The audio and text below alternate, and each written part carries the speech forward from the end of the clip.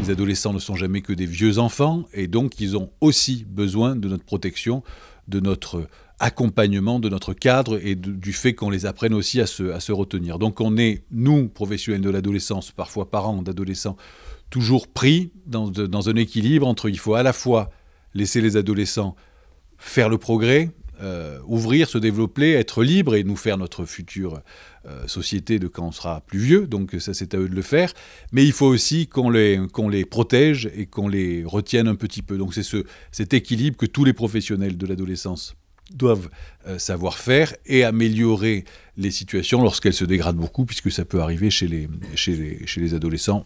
Ça ne peut être qu'un débat. En fait, il n'y a pas de réponse claire, puisque ça dépend totalement comment vous le faites. Et ça dépend totalement si vous êtes accompagné ou pas. C'est-à-dire que les réseaux sociaux peuvent vous amener à une perdition totale, comme ils peuvent vous protéger et parfois même vous sauver de plein de choses. Donc, les réseaux sociaux en soi ne sont pas ni bons ni mauvais, ça dépend totalement de ce que vous en faites, et c'est en ce sens que les réseaux sociaux et l'adolescence sont un sujet pour les adultes. Ce n'est pas un sujet que pour les adolescents. Il faut qu'on comprenne comment ça marche pour qu'on puisse les accompagner sans trop les étouffer.